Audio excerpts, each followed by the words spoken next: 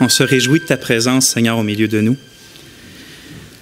On se réjouit quand tu la manifestes dans nos cœurs d'une façon bien particulière, qu'on peut dire l'Éternel est vraiment au milieu de nous. Puis Seigneur, on te loue même lorsque dans ta sagesse, tu nous prives un peu du sentiment de ta présence pour nous mettre à l'épreuve, pour nous épurer, pour nous faire montrer l'important, nous montrer où qu'on s'éloigne de toi. Parce que vraiment, Seigneur, pour nous, notre seul bien sur terre, notre ultime bien, c'est de te connaître, de se réjouir en toi, de t'adorer, de te servir, de t'aimer, puis d'être aimé de toi.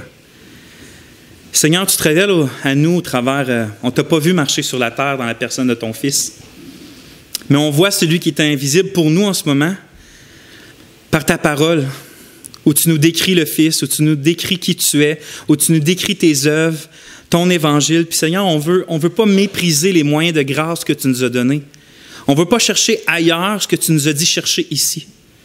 C'est pour ça qu'aujourd'hui, on te demande de nous donner le zèle, comme j'ai prié pour les enfants, le même zèle pour te chercher, toi, dans ta parole. Pas simplement un zèle d'étudier la parole, d'apprendre la parole comme un livre, une encyclopédie ou quelque chose comme ça, mais Seigneur, de te chercher, toi, de te connaître, toi, de te chérir, de t'aimer, de t'expérimenter. Au travers le texte d'aujourd'hui, parle-nous dans ce sens-là. Révèle-toi à nous, Seigneur, par ta parole. Amen.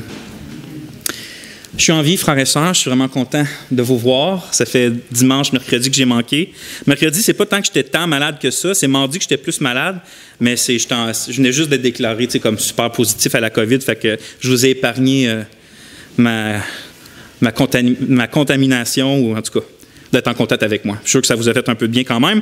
Fait que on va commencer par aller dans le plus sérieux, puis on va lire la parole de Dieu ensemble. Le passage d'aujourd'hui, on continue dans l'épître de 1 Pierre. On est dans notre étude de versets suivis, notre exposé de toute cette épître-là.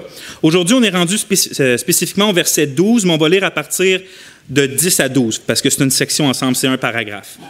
Fait que comme ça, je vais lire la parole de Dieu. C'est Pierre qui parle, puis il dit « De ce salut, les prophètes qui ont prophétisé concernant la grâce qui vous était destinée se sont informés et enquis avec soin.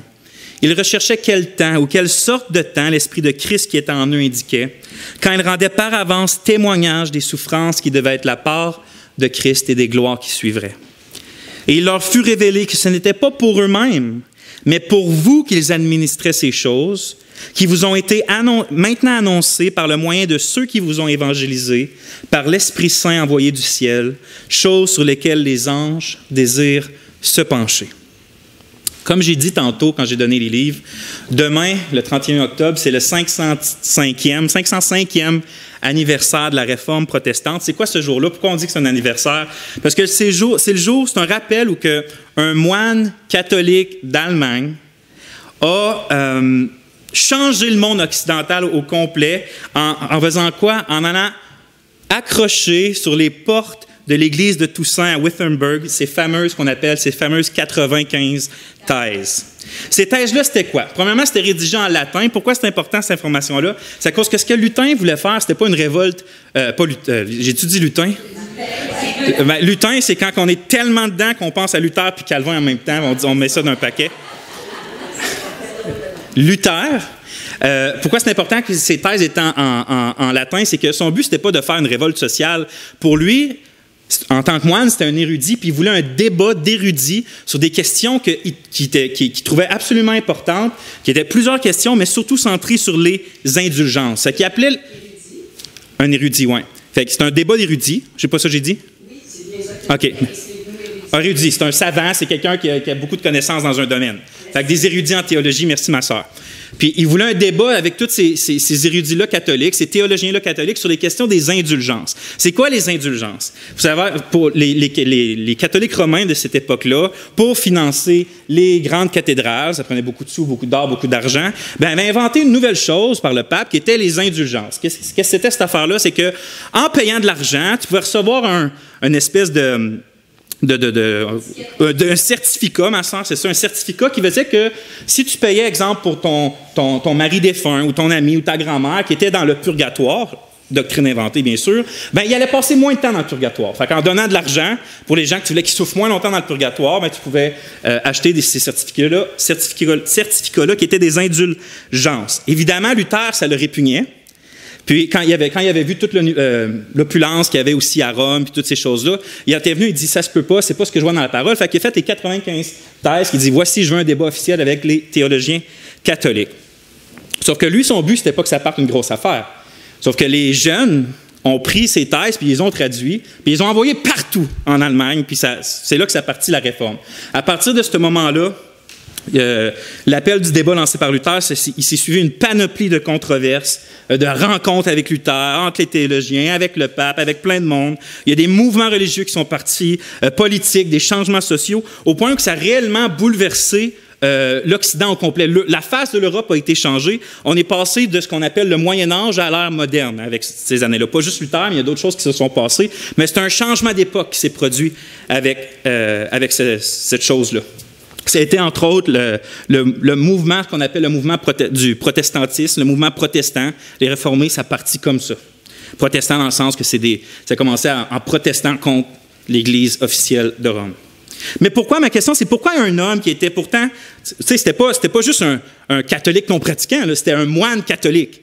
C'est dans une des écoles un des monastères les plus stricts, les plus sévères de cette église-là. Fait que pourquoi quelqu'un comme ça va remettre en doute des pratiques qui sont pourtant courantes et acceptées par la plupart du peuple de l'Église officielle, de la superpuissance de l'époque? Pourquoi qu'il va faire ça jusqu'à temps d'être excommunié par l'Église catholique, puis même être plusieurs fois en danger de mort à cause de ses propos, de ses livres, puis de ses écrits? Qu'est-ce qui peut motiver un homme qui est intelligent? Je sais que ça paraît pas à cause de la coupe de cheveux des moines, mais c'est des hommes, c'était la plupart du temps, c'était les plus intelligents de l'époque parce qu'ils étaient très érudits, très instruits, parce qu'ils se consacraient qu'à ça. Fait qu'est-ce qui peut pousser un homme aussi intelligent à bousiller sa vie? Tu sais, il est correct, il n'a pas besoin de rien d'autre, il a juste à vivre sa vie de moine, puis tout va bien. Pourquoi qu'est-ce qui le motive à dire comme, oh non, moi, je vais sacrifier tout ça pour cette cause-là? Le Saint-Esprit. Le Saint-Esprit, très bonne réponse. On a fini la prêche, tout le monde. On peut s'en aller chez nous. C'est entre autres, ma sœur, entre autres. On va le détailler aujourd'hui.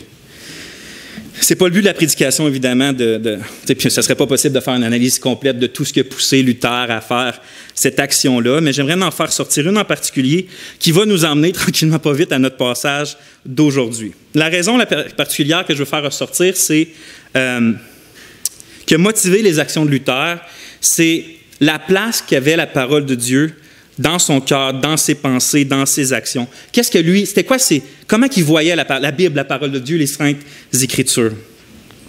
Regardez les premiers mots avec lesquels il a introduit ces 95 thèses. C'est la première phrase. Il dit « Par amour pour la vérité et le désir de la mettre en lumière ». C'est comme ça qu'il commence ces 95 thèses. Fait que vous voyez par là que, contrairement à beaucoup de personnes de son époque, Luther, lui, ne faisait pas assemblant d'aimer la Bible, d'aimer la vérité. Pour lui, il était profondément convaincu du fait que la parole de Dieu était la vérité. C'est à cause qu'elle était la vérité qu'il l'aimait tant, qu'il la désirait tant, puis qu'il désirait que tout le monde s'y conforme, finalement. C'est ça, en fait, puis quand on voit ça, il n'y avait pas juste Martin Luther, il y a eu des gens qui l'ont précédé, on pense à Jean Hus, on pense à Zwingli aussi, d'autres qui étaient de la même époque. C'est tous des hommes puis des femmes qui avaient un amour particulier pour la parole de Dieu puis la vérité. Puis, fait qu'on peut dire que la réforme protestante, elle a vraiment comme première graine cet amour-là que les gens ont eu pour la parole de Dieu. C'est cet amour-là qui les a poussés dans une certaine direction qui a donné la branche du protestantisme, finalement, qui nous a sortis des noirceurs du Moyen-Âge. Donc ça, c'est une chose, c'est le fait qu'il y avait un amour pour la vérité. Mais deuxièmement, Luther, j'ai écrit ici, qui ne savait pas simplement que c'était la vérité comme une espèce de vérité philosophique de son époque, c'est comme il y a la vérité. Lui, il croyait que c'était la vérité parce que quoi? C'était la parole de Dieu.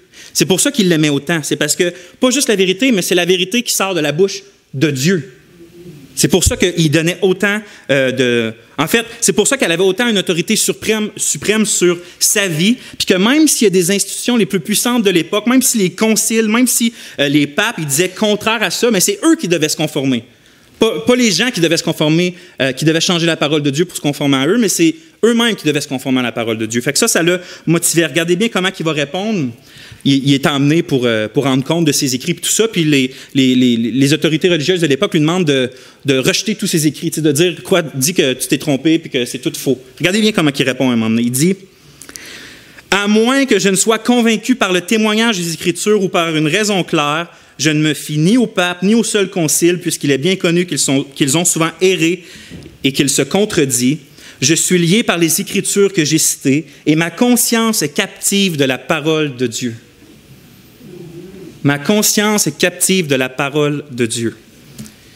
Et donc, encore une fois, ce moine-là allemand, il ne faisait pas juste confesser intellectuellement qu'il croyait que la Bible, c'était la parole de Dieu. Lui, ce n'était pas juste une catégorie mentale pour lui, ça.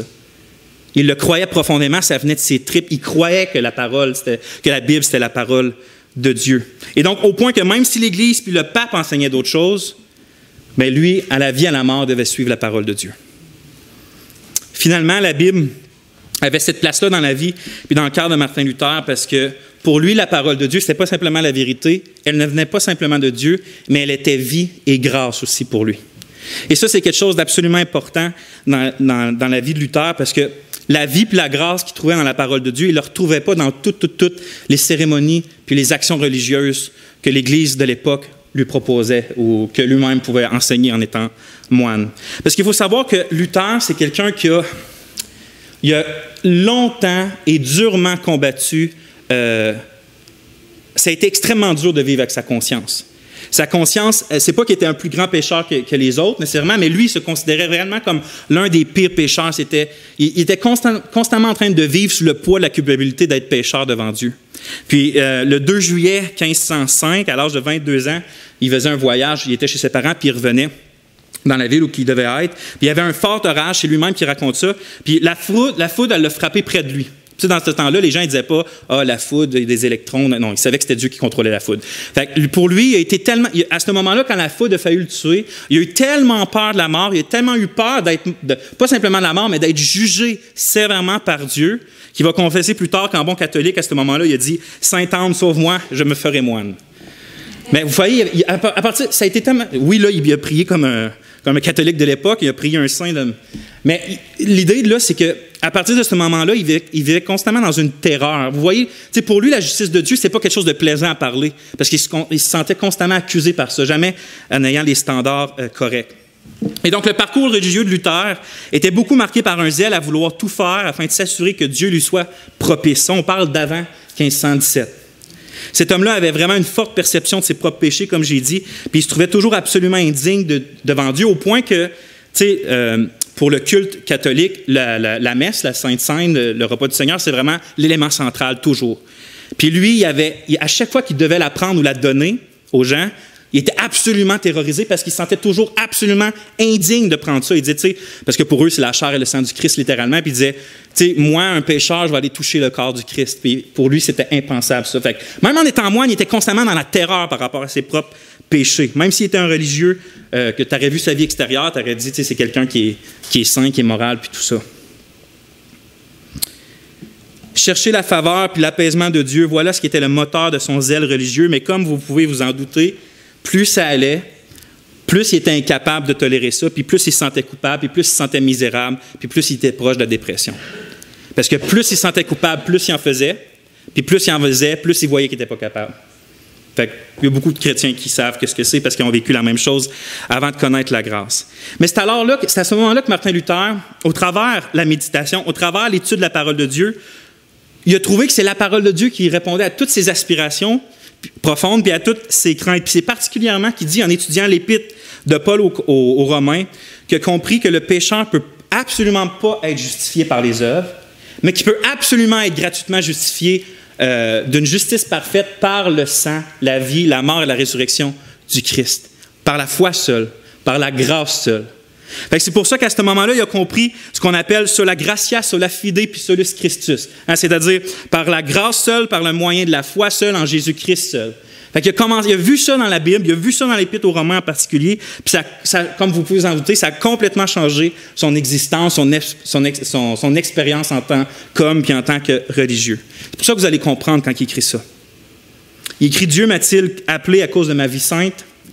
ou à cause de ma religion pharisianique, ou à cause de mes prières, de mes jeûnes et de mes œuvres? Jamais. Eh bien alors, il est certain que Dieu ne m'a pas appelé à cause de mes blasphèmes, de mes persécutions et de mes oppressions. Qu'est-ce qui l'a poussé à m'appeler? Sa seule grâce. Une autre fois, il va écrire « L'Évangile procure au monde le salut de Jésus-Christ, la paix, de la conscience et toute bénédiction. » Fait que vous voyez un gros changement au moment qu'il comprend la grâce. C'est pour ça que Luther trouvait dans la Bible le plus merveilleux des messages, qui est un message de grâce et de vie. Regardez comment il parle. Il va écrire un commentaire sur le psaume 119, puis il va écrire ça en début.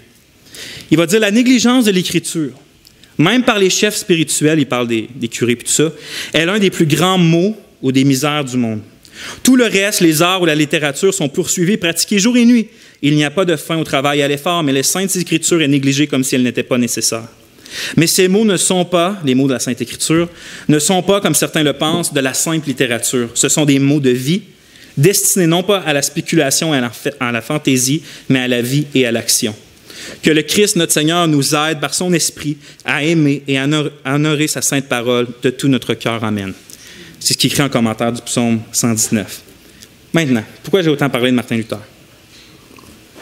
Je vais le citer quelques fois encore aujourd'hui, puis Calvin aussi, vu que demain c'est la Réforme, j'ai fait cette attention-là. Mais c'est pas simplement à cause que je veux souligner que demain c'est le 505e anniversaire de la Réforme.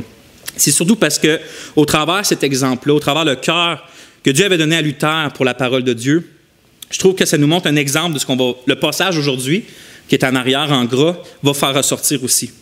Ce que je veux dire, c'est que Martin Luther avait au moins 3 convictions profondes concernant la Bible. Il y en avait plus, mais il y en avait au moins 3. 1, elle était vraiment la parole de Dieu. 2, elle révélait un message de pure grâce. Puis 3, il croyait qu'elle concernait lui personnellement. Ce n'était pas juste une parole pour les autres. Finalement, simplement dit, il croyait que Dieu lui parlait à lui au travers de la parole. Puis ça changeait sa vie parce que c'est quand il comprenait, quand il lisait Paul aux Romains, oui, il lisait Paul aux Romains, mais il lisait Dieu qui lui parle à lui. Fait que la parole de Dieu, un message de pure grâce et Dieu qui lui parle au travers de la parole. C'est les 3 choses qui ressortent de Luther. C'est 3 choses qui ressortent aussi du passage aujourd'hui. Regardez bien, je vais relire le verset 12. Parce que je pense que Pierre, l'apôtre, veut s'assurer la même chose de ses lecteurs. Il est écrit au verset 12, « Et il leur fut révélé que ce n'était pas pour eux-mêmes, mais pour vous, qu'ils administraient ces choses qui vous ont maintenant été annoncées par le moyen de ceux qui vous ont évangélisés par l'Esprit Saint envoyé du ciel, choses sur lesquelles les anges désirent se pencher. » Je vais résumer le passage aujourd'hui comme ça.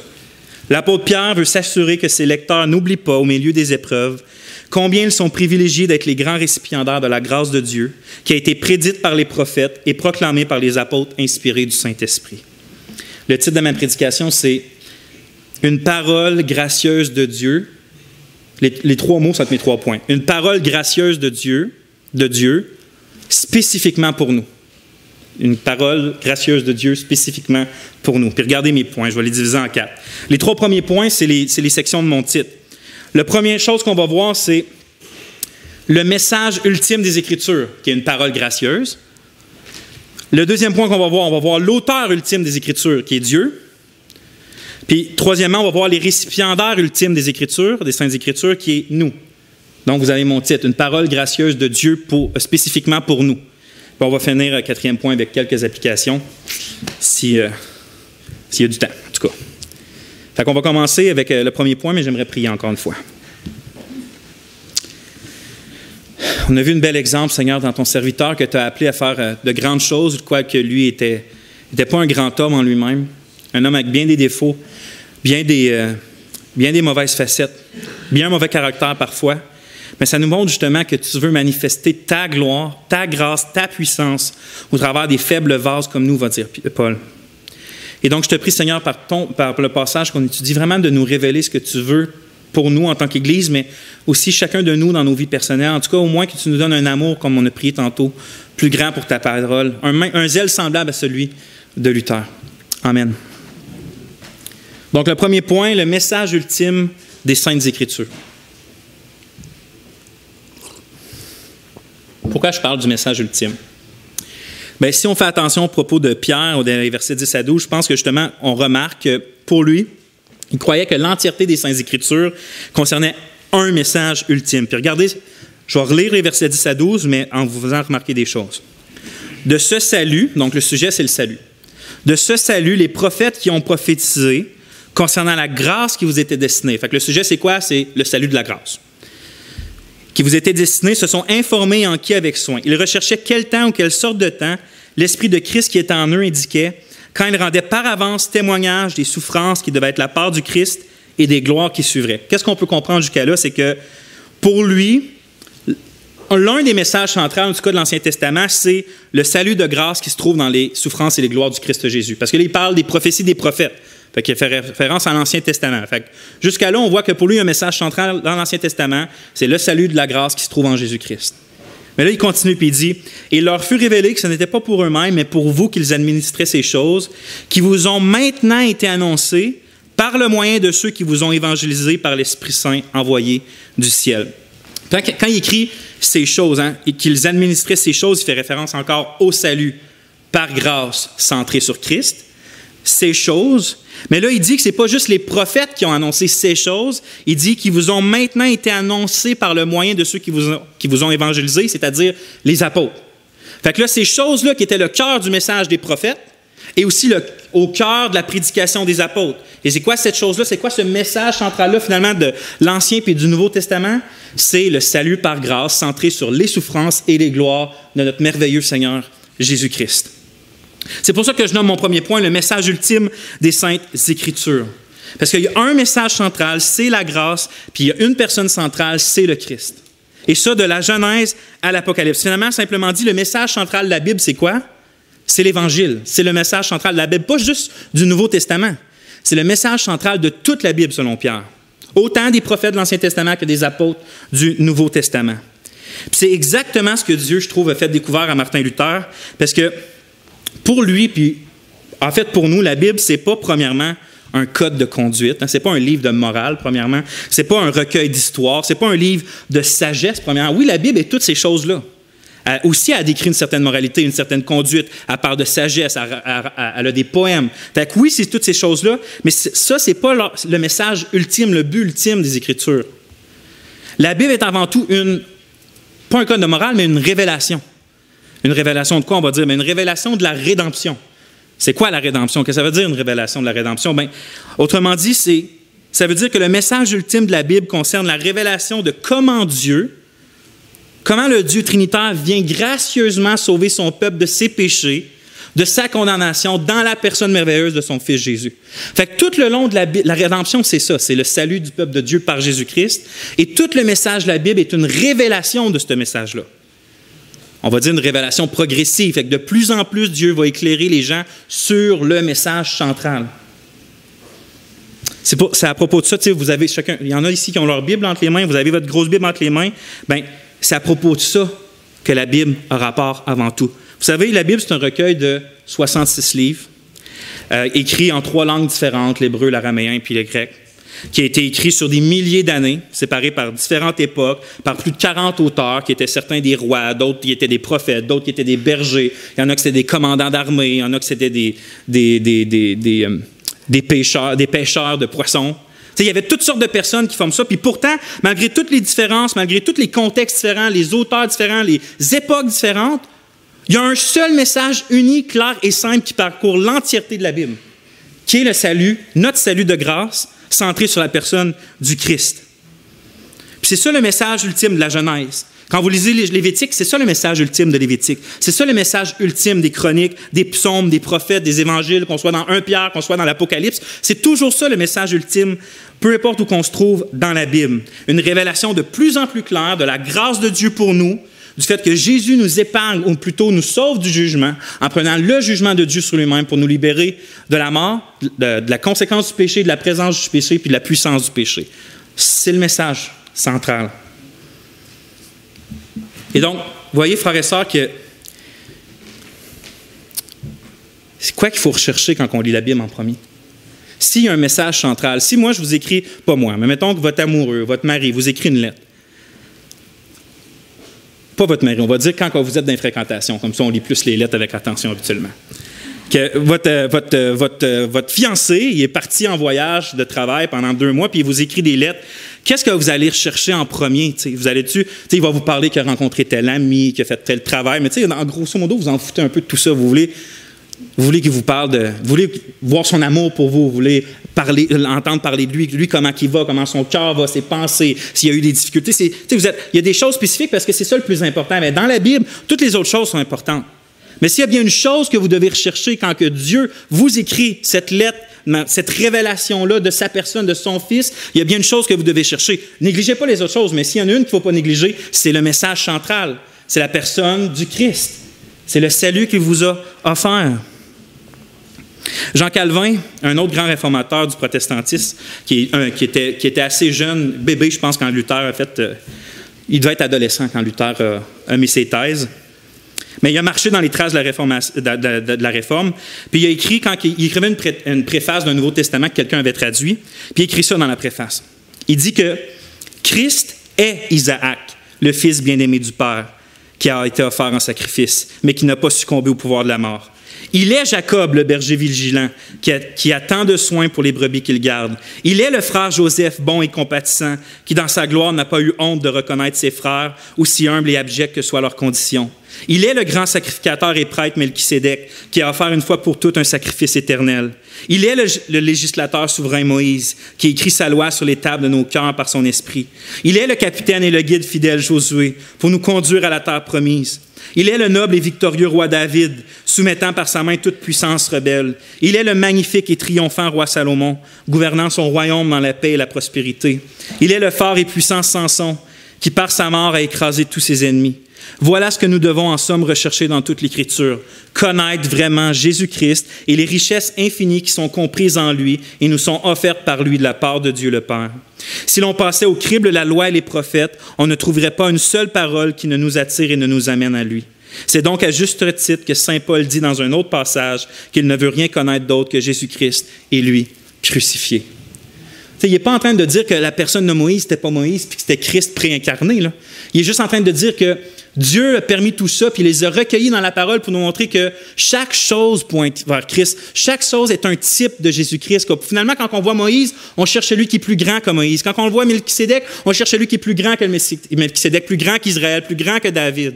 Vous comprenez? On cherche Christ en premier dans les Écritures. Martin Luther serait bien d'accord parce que lui, il a dit « Retirez le Christ des Écritures et il ne reste rien ». Voyez-vous donc ce qui rendait les réformateurs si passionnés, si zélés, si persévérants dans l'adversité que leur causait l'Évangile. Donc, ils voulaient défendre l'Évangile, ça leur faisait des difficultés, mais eux continuaient à persévérer. Pourquoi? Puis aussi, est-ce que vous voyez pourquoi Pierre cherche à stimuler dans notre texte le zèle, la passion, la persévérance de ses lecteurs, justement à persévérer dans les difficultés qu'ils ont à cause de l'Évangile? Pourquoi il cherche à dire, persévérez là-dedans, restez passionnés, voyez combien vous êtes privilégiés? Pourquoi il veut faire ça? C'est que le message de Jésus-Christ pour lequel il persévérait dans la sainteté et dans l'adversité, ce n'est pas un message comme les autres. Ce n'est pas juste comme peux-tu surveiller, je m'en vais en voyage, peux-tu surveiller ma cour, peux-tu surveiller mon garage? C'est pas une tâche, ce n'est pas un message, ce n'est pas quelque chose de moindre importance. Le message de l'Évangile, c'est plus qu'un message. C'est le message. C'est la révélation de Dieu en Christ. C'est la chose la plus importante. Et c'est le plus merveilleux des messages de grâce. C'est la révélation la plus importante que Dieu a faite à l'humanité. C'est le contenu central des écrits, des lois, des récits, des psaumes, des prophéties, des poèmes, puis des lettres de toutes et de l'entièreté des Écritures. Alors oui, peut-être que l'Évangile apporte des souffrances, frères et sœurs, mais il apporte aussi des privilèges glorieusement supérieurs aux souffrances que ça peut nous apporter, parce que l'Évangile apporte quoi? Comme Luther a dit, la grâce et la vie. Et la communion, comme Paul va dire, aux souffrances et aux gloires du Christ Jésus. Cette grâce-là surpasse amplement toutes les j'allais dire mauvais côtés, mais il n'y a pas de mauvais côté à l'Évangile, mais toutes les difficultés que ça apporte d'être chrétien, de persévérer en Christ. C'est ce qui a motivé les prophètes, c'est ce qui a motivé les apôtres, comme Paul va dire en 1 Corinthiens, « Je fais tout à cause de l'Évangile ». Puis voilà donc ce qui devait motiver les chrétiens d'Asie mineure à persévérer même à cause des difficultés, à cause comment l'Évangile était précieux. C'est ce qui a motivé les réformateurs à persévérer. Puis c'est aussi ce qui devrait nous motiver, nous, frères et sœurs, à peu importe les difficultés. Puis là, je ne parle pas juste des persécutions, mais les difficultés de la chair, du monde, de Satan, toutes les difficultés que nous apporte l'Évangile, on devrait être motivé à continuer à cause de la préciosité de l'Évangile. Non seulement du contenu, mais du privilège de l'avoir. Parce qu'il y a notre tête qui se demande, OK, bon, en quoi c'est un aussi grand privilège d'avoir quelque chose qui nous apporte autant de difficultés? En quoi? Tu peux dire que c'est bien, mais pourquoi c'est un privilège de souffrir, dans le fond? Bien, je vais vous raconter peut-être une image. Imaginez-vous qu'il y a un grand roi qui fait une grande guerre contre son pire ennemi, une nation contre un autre. Et ce grand roi-là, qui est doux, qui est bon, bien, il gagne une victoire écrasante. Puis habituellement, la coutume de l'époque, c'était tous les hommes à la guerre, tous les soldats ennemis, tu les tues. Mais là, lui, dans sa bonté, il décide de promouvoir sa grâce, puis il propose aux soldats ennemis, au lieu de mourir, je vous offre, si vous désirez vous soumettre à moi, et si vous promettez de me servir, si vous me portez loyauté, je vous donne un édit. Il y a mon sceau dessus, ça vous promet l'entier pardon, ça vous promet la vie, ça vous promet que personne ne va vous toucher, mais en plus de ça, ça vous promet que vous pouvez venir n'importe quand dans ma maison, à ma table, manger avec moi, faire la fête avec moi, puis profiter de tout ce que mon royaume m'a donné. Fait que là, lui, il étend sa grâce à ces gens-là. Puis imaginez qu'il y en a beaucoup qui acceptent, mais il y en a beaucoup aussi qui n'acceptent pas. Puis ceux qui ont accepté, il leur dit, maintenant, prenez mon édit, puis allez le montrer à tout le monde dans le camp ennemi, avant qu'on les mette à mort, pour leur dire qu'eux aussi, tant qu'il y en a qui veulent venir, je vais les inviter. Et là, imaginez que ces serviteurs-là qui ont goûté à la grâce du roi, il va, mais en y allant, il y en a beaucoup qui fait comme, t'es un traître, tu nous as trahis, t'es allé de l'autre côté, t'es ci, puis t'es ça, puis ils les méprisent, puis ils les insultent, puis il y en a beaucoup qui les mettent même à mort. Maintenant, est-ce que vous voyez que même s'il les met à mort, même s'il les méprise, est-ce que vous pensez qu'ils perdent le privilège que le roi leur a donné pour autant? Ce que je veux dire, c'est que ces soldats-là, de toute façon, étaient destinés à mourir.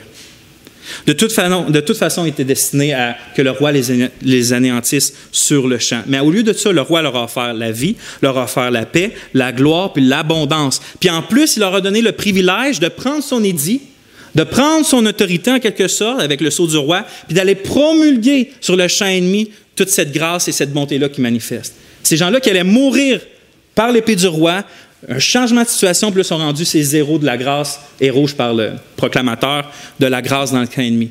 Fait que même s'ils meurent, même s'ils souffrent, même s'ils sont rejetés par le clan d'où ils viennent, ça n'enlève absolument rien le privilège d'avoir été premièrement sauvés, mais aussi d'être rendu un ambassadeur du roi qui les a sauvés.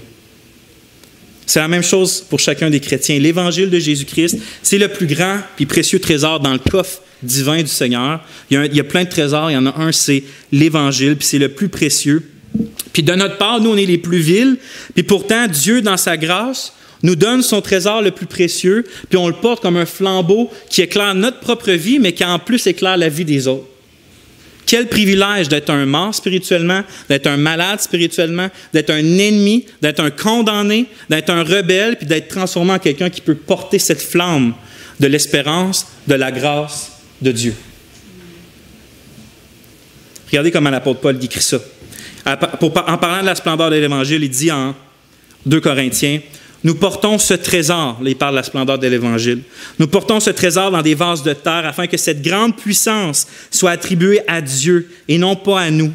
Nous sommes présés de toute manière, mais non réduits à l'extrémité, dans la détresse, mais non dans le désespoir, persécutés, mais non abandonnés, abattus, mais non perdus, portant toujours avec nous dans notre corps la mort de Jésus, afin que la vie de Jésus soit aussi manifestée dans notre corps. Car nous qui vivons, nous sommes sans cesse livrés à la mort à cause de Jésus, afin que la vie de Jésus soit aussi manifestée dans notre chair mortelle. » C'est en 2 Corinthiens 4, 7 à 11. Donc certainement, on est les plus privilégiés parce que non seulement nous connaissons le message de la grâce, comme qu'on a vu, mais aussi parce que nous sommes les ambassadeurs du message ultime des Écritures, c'est-à-dire de la grâce de Dieu manifestée en Jésus-Christ. Et c'était mon premier point. Les autres vont être moins longs, je vous assure. Mon deuxième point, l'ultime auteur des Écritures. Donc, on a vu l'ultime message, maintenant l'ultime auteur des Saintes Écritures. Parce que les chrétiens ne sont pas seulement les plus privilégiés parce qu'ils connaissent et proclament le message de la grâce, mais aussi parce qu'ils savent et connaissent que Dieu est l'ultime auteur de ce message. Regardez la peine que l'apôtre Pierre il prend dans notre texte en arrière ici. Là. Il prend la peine de préciser, là, il veut qu'on sache que les chrétiens d'Asie mineure et nous, par conséquent, sachent une chose, c'est que ce n'est pas tant les apôtres qui parlent, puis ce n'est pas tant les prophètes qui ont parlé. Regardez bien. De ce salut, les prophètes qui ont prophétisé concernant la grâce qui vous était destinée se sont informés et enquis avec soin. Ils recherchaient quel temps ou quelle sorte de temps l'Esprit de Christ qui était en eux indiquait. Fait que c'est l'Esprit de Christ qui était en eux qui leur indiquait aux prophètes. Puis regardez plus loin, il dit, il leur fut révélé que ce n'était pas pour eux-mêmes, mais pour vous qu'ils administraient ces choses, qui vous ont été maintenant annoncées par le moyen de ceux qui vous ont évangélisés par l'Esprit Saint envoyé du ciel. Donc, ultimement, ce message-là de grâce contenu dans la Bible, l'Ancien puis le Nouveau Testament, qui a été proclamé d'avance par les prophètes, puis qui a été enseigné ensuite, puis proclamé par les apôtres, c'est l'auteur, c'est l'Esprit Saint qui est derrière eux. L'auteur ultime, c'est l'Esprit Saint, c'est Dieu, dans la personne de son esprit, qui inspirait les prophètes et qui a inspiré les apôtres. Fait que finalement, c'est pas tant un message, c'est pas juste un message glorieux de la grâce, mais c'est le message du Dieu glorieusement gracieux. Puis il y a une nuance. C'est pas juste une grâce proposée comme ça. Dieu est réellement l'auteur. Pierre veut que ses lecteurs sachent que Dieu est réellement l'auteur du message qui sont le leur.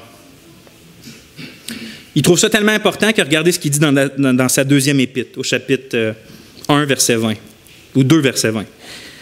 Pierre dit, « Sachez tout d'abord vous-même qu'aucune prophétie de l'Écriture ne peut être un objet d'interprétation particulière, car ce n'est pas par une volonté d'homme qu'une prophétie n'ait jamais été apportée, mais c'est poussé par le Saint-Esprit que des hommes ont parlé de la part de Dieu. » Et donc, le Dieu invisible, le Dieu infini même, frères et sœurs, il nous parle réellement.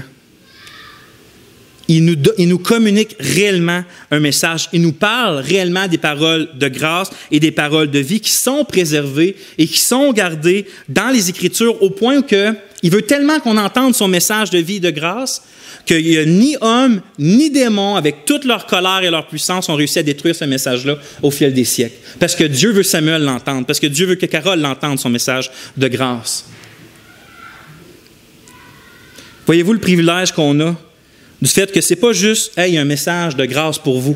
Hey, il y a une bonne nouvelle pour vous. » C'est plus personnel que ça. C'est Dieu, mon frère, Dieu, ma sœur, a un message pour toi. C'est Dieu qui parle.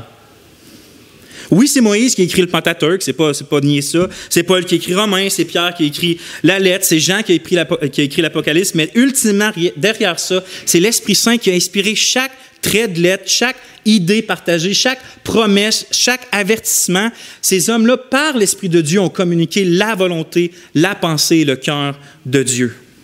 Puis ça change tout, frères et sœurs. En tout cas, ça changeait tout pour Martin Luther parce que ce moine-là catholique, s'il n'aurait pas été convaincu que l'évangile qu'il découvrait dans l'Épître aux Romains, s'il n'aurait pas été convaincu que ça venait de Dieu, n'aurait pas été capable de dire « Je suis lié par les Écritures que j'ai citées et ma conscience est captive de la parole de Dieu. » Parce que ce qui le rendait passionné, frères et sœurs, ce n'est pas simplement qu'il découvrait un message sublime de la grâce. Ça, c'est une chose. Mais c'est surtout qu'il savait que ce message-là, ce n'était pas le fruit de son imagination, puis ce n'était pas le fruit non plus de l'imagination des autres hommes. Ce qu'il trouvait si précieux dans la découverte de l'Évangile, c'est qu'il savait que c'était Dieu qui lui disait ça. Et ça change tout qu'un homme te dise « Hey, tel homme veut te faire du bien, si tu fais telle chose, c'est correct, c'est des belles paroles, c'est des belles bonnes nouvelles. » Mais quand le Dieu éternel contre lequel tu as péché te regarde toi puis te dit « Toi, je t'offre ma grâce en Christ », ça change tout. Ça change absolument tout. C'est pour ça que Luther pouvait croire par-dessus toute espérance que Dieu lui pardonnerait réellement tous ses péchés, puis qu'il le justifierait d'une justice parfaite en Christ. C'est pour ça qu'il pouvait rendre témoignage de ça devant les conciles, devant le pape, devant quiconque voulait l'entendre. Il pouvait rendre témoignage de ça sans broncher parce qu'il savait que c'est Dieu qui l'avait dit. Parce que regarde, tu vois, peut-être tu es dans le doute ce matin que le message de la vie éternelle, des fois, c'est trop beau pour être vrai. Mes péchés vraiment tout pardonnés. Dieu me voit vraiment au travers Christ parfait. Quand je vais mourir, je vais vraiment ressusciter. Je veux dire, des fois, c'est trop beau pour être vrai, ce message-là. Puis je comprends, mais en même temps, qu'est-ce que ça nous apprend, ce qu'on vient de voir, c'est que c'est peut-être trop beau pour notre imagination, mais c'est pas trop beau pour être vrai parce que justement, c'est qui l'auteur de ce message-là? C'est le Dieu véritable qui ne peut mentir. Si n'importe qui d'autre aurait dit ça, que Jésus-Christ incarné, on aurait des raisons de douter. Mais quand c'est Dieu lui-même, dans la chair humaine, qui vient nous dire, en regardant les hommes dans le blanc des yeux, en allant sur la croix et en proclamant ce message-là, on n'a pas à douter, frères et sœurs, que c'est trop beau pour être vrai. Toutes les preuves ont été données. Dieu lui-même a parlé. Et donc, tu peux ne pas hésiter à t'abandonner complètement à lui, parce que faire confiance à Christ, c'est pas ce que j'entends souvent, c'est pas un saut sans parachute. T'sais. Saute sans parachute puis crois que Dieu va t'attraper. C'est pas ça la foi chrétienne. C'est bien le contraire. En fait, c'est de dire, va t'asseoir sur le rocher le plus solide, le rocher éternel, puis le rocher inébranlable. Ça, c'est la foi chrétienne, c'est d'aller vers ce qui est sûr. Pas d'aller vers ce qui est... Quand tu sautes sans parachute, c'est comme, je tourne un sou puis j'espère. La foi chrétienne, c'est tu sais. Tu sais qu'en allant là, tu tomberas. Tu sais qu'en allant là, Dieu va t'attraper. Tu es sûr et certain. Mais c'est ça la foi chrétienne. C'est Dieu qui a parlé. On est sûr et certain qu'on va être sauvé. Les chrétiens, donc, sont les plus privilégiés parce que c'est le Créateur lui-même qui leur promet et leur communique la grâce de l'Évangile qu'on a vu au premier point. Et ça, c'était pour le deuxième point. Maintenant, les récipiendaires ultimes des Saintes Écritures. Les récipiendaires ultimes. Récipiendaires, c'est ceux qui reçoivent. Fait que les récipiendaires ultimes des Saintes Écritures.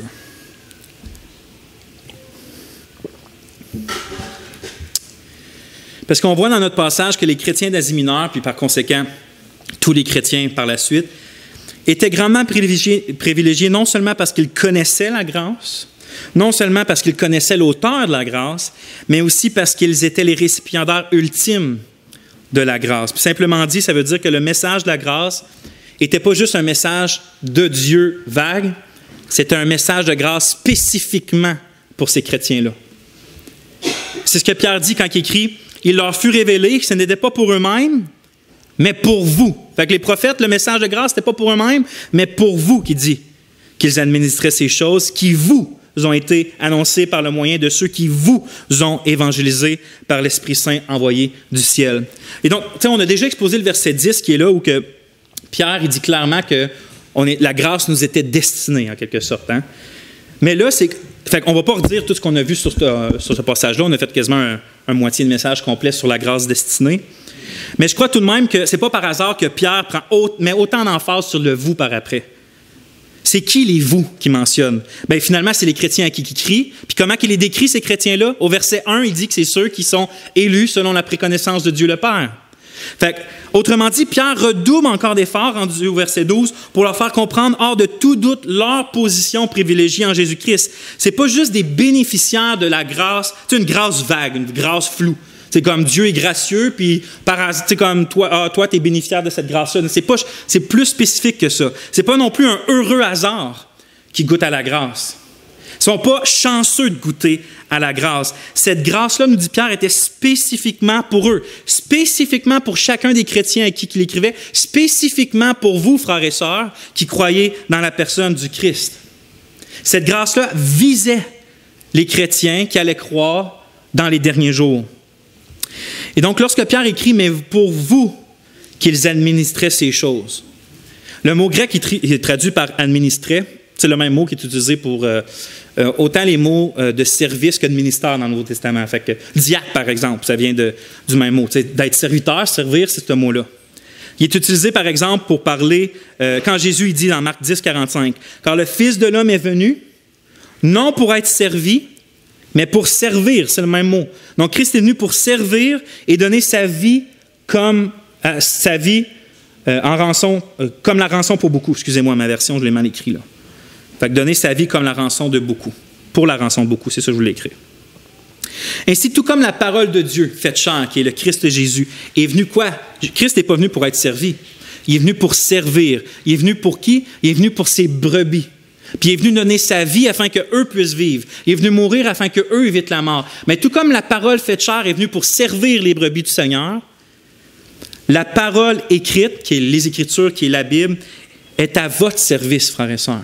Le Christ est venu vous servir par sa vie, sa mort puis sa résurrection, mais Dieu a codifié, on pourrait dire, sa parole en écrit, puis l'a préservé pour vous servir, vous, autant la parole que les ministres de la parole. Pourquoi? Pour que vous soyez sauvés, pour que vous soyez édifiés, puis pour que vous soyez gardés dans la grâce de Dieu. Fait que la parole de Dieu que vous avez entre vos deux mains ce matin, là, c'est votre serviteur, en quelque sorte. Pas serviteur dans le sens que vous lui dites quoi faire, mais elle est là pour votre service. Elle est là pour votre bénédiction. Elle est là pour vous convertir, elle est là pour vous édifier, puis elle est là pour vous garder jusqu'à la fin. C'est un cadeau que Dieu donne à son peuple comme un service. Et donc, de quel amour spécial le Père nous aime, frères et sœurs, pour envoyer son évangile parcourir le monde, souvent au prix de la vie de ses enfants, de ses évangélistes. Souvent, les gens qui partent annoncer l'Évangile dans des places, ils payent de leur vie. Donc, Dieu envoie l'Évangile par ses précieux enfants. Puis on sait combien est précieuse la vie de ses enfants. Mais il les envoie. Souvent, ces gens-là sont méprisés, sont mis à mort. Puis il fait tout ça pourquoi? Pour rassembler ses brebis perdues, puis les ramener vers leur berger de leur âme, vers le berger doux et humble. Et donc, est-ce que vous comprenez que si l'Évangile, par exemple, en 1517, a été, on va quasiment dire, retrouvé, au moment de la réforme protestante. Puis si l'Évangile s'est rendu jusqu'en Abitibi-Témiscamingue, ce n'est pas un hasard.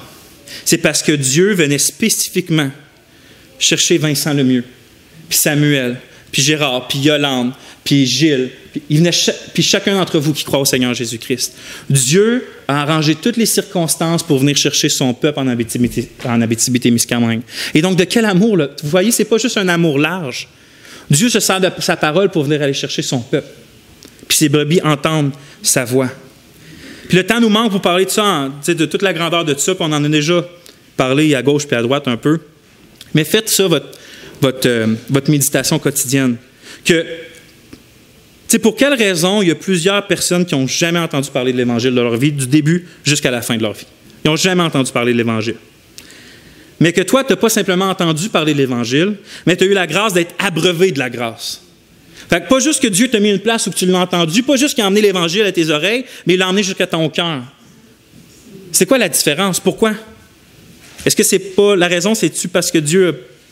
Non, ce ne serait pas parce qu'il a souverainement désiré depuis toute éternité de pointer son doigt d'amour vers toi puis de t'inclure en Christ? L'Écriture ne donne pas d'autre raison que son amour. Mais méditez là-dessus. On va terminer rapidement avec 2 applications. La première. J'ai écrit, si tu veux que la grâce te soit davantage révélée, fais de la Bible ta nourriture quotidienne. Pourquoi je dis ça? Regardez, Martin Luther a dit, nous avons besoin d'entendre l'Évangile tous les jours, car nous l'oublions tous les jours. Mais si on a besoin d'entendre l'Évangile tous les jours, c'est où qu'on va le trouver? C'est dans les Écritures, parce que c'est le message central des Écritures. C'est pour ça que je dis que c'est une application. Parce que vous savez, Dieu, les puritains, ils disaient que Dieu nous parle par 2 livres.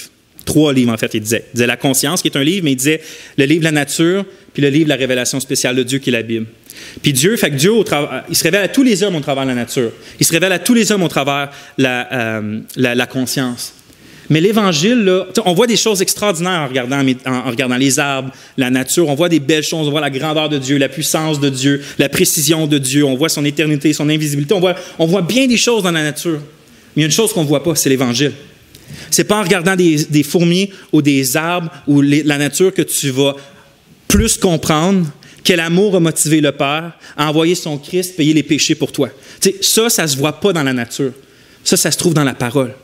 Ça se trouve en Christ qui nous est révélé par la parole. Fait que si tu veux apprendre, on apprend à grandir notre connaissance de Dieu en regardant la nature, oui. Mais si vous voulez apprendre à connaître plus l'Évangile, faites de la parole votre nourriture quotidienne. Et donc, ça nous montre aussi, comme j'ai dit au début, des fois, on va chercher tant de choses dans la parole. Il y a tellement de groupes aujourd'hui qui se disent évangéliques, puis toutes choses, qui utilisent la parole pour faire plein de choses, puis plein de projets, mais allez voir la parole. Pourquoi? Pour être abreuvé de la grâce, finalement. Pourquoi vous allez vous lever le matin pour vous mettre devant la Bible? Pourquoi? Pour apprendre un code de conduite, simplement. Pour apprendre, je veux dire, comme Paul Washer a déjà dit en lisant la Bible, il dit, Seigneur, il y en a assez de commandements. C'est comme, j'en ai suffisamment. Je suis pas capable. Avec ce que j'ai, je suis même pas capable de les tenir. Fait que, on ne va pas dans la Bible pour apprendre des nouveaux commandements. On va dans la Bible pour recevoir la grâce d'obéir et de vivre avec joie et paix dans les commandements de Dieu. T'sais, les commandements sont là, je veux dire, puis même dans la personne du Christ, on trouve tout. On trouve la loi et les prophètes en Christ. Donc, dans la personne du Christ, on trouve non seulement la volonté de Dieu, mais aussi la grâce et la puissance de Dieu pour marcher dans ses voies. Fait que quand vous ouvrez la Bible, voyez-vous comme allant chercher quelque chose. Puis Dieu, au contraire, il aime, il ne méprise pas les affamés, il ne méprise pas les quêteux, on va dire. C'est ça qu'il veut, des gens qui viennent à lui chercher, parce que ça témoigne de l'abondance qui se trouve en lui. Deuxième application, crois que la Bible est une lettre qui t'est spécifiquement adressée à toi. Est-ce que tu saisis que lorsque tu ouvres la Bible devant toi, assis devant ta tasse de café ou ton jus de pomme ou peu importe quoi, que c'est Dieu qui te parle. Puis chaque mot est important. Que c'est Dieu qui te parle. Est-ce que tu comprends que lorsque tu cherches vraiment par la foi au travers, ce que j'appelle l'ingestion de la Bible, que ce soit par la méditation, l'étude, la mémorisation, la lecture, peu importe, tout ce qui fait rentrer la Bible en dedans nous, est-ce que tu comprends qu'en fait, c'est comme s'il y avait une chaise en avant de toi, puis que c'est Dieu qui est assis là, puis qui parle directement à ton cœur. C'est ce qui se passe par la foi lorsqu'on approche la Bible comme ça, comme la parole de Dieu pour nous. Si quand tu ouvres la Bible, tu considères que c'est simplement un recueil d'histoires, tu ne vas pas expérimenter Dieu au travers de la lecture et la méditation. Si tu considères que c'est juste, mettons, la lettre de Paul quand tu ouvres la Bible, ben, tu ne vas pas expérimenter Dieu dans ta lecture et la méditation. Si tu considères que tu vas seulement lire un psaume qui a été écrit il y a 4000 ans dans le contexte d'Israël, quand il était à Babylone, si c'est les seules choses que tu as en tête, quand tu vas lire un psaume, tu ne vas pas expérimenter Dieu au travers de la lecture et la méditation. Mais si par la foi, avec une attente ardente, tu t'assois, puis non seulement que tu sais, mais que tu veux et que tu vas entendre Dieu te parler, bien là, tu vas expérimenter Dieu, parce que Dieu parle par sa parole réellement. Et Dieu applique dans ton cœur ce qu'il enseigne dans sa parole. Mais si tu cherches ailleurs la voix de Dieu que dans la Bible, tu ne vas pas entendre Dieu. Puis quand tu ouvres la Bible, tu ne cherches pas à entendre Dieu, tu ne vas pas entendre Dieu non plus. Dieu parle réellement, Dieu est vivant, mais il faut que tu veuilles l'entendre, il faut que tu crois qu'il te parle. Qu'est-ce qu'il a dit à Samuel, Dieu? C'est quoi le conseil d'Élie quand il a dit à Samuel? Quand tu entends la voix de Dieu qui t'appelle, dis, parle, Seigneur, ton serviteur, écoute. Est-ce que c'est ce que vous faites quand vous tenez la Bible le matin? C'est ça mon titre. Si vous voulez retenir le message aujourd'hui, là, prenez votre Bible entre les mains et dites-vous que ça, c'est le message gracieux de Dieu spécifiquement pour toi. C'est ça le titre de mon message. Retiens ça puis tu as retenu le message. Quand tu te lèves le matin, c'est le message gracieux de Dieu pour toi. Tu te couches le soir, la même chose. Quand tu lis juste une parole, c'est le message de grâce de Dieu pour toi. Quand tu lis Deutéronome, quand tu lis Lévitique, 1 roi, 2 rois, les Chroniques, Genèse, Apocalypse, Jérémie, que tu lis n'importe où que tu es, c'est le message gracieux de Dieu pour toi. On va terminer là, OK? On va prier.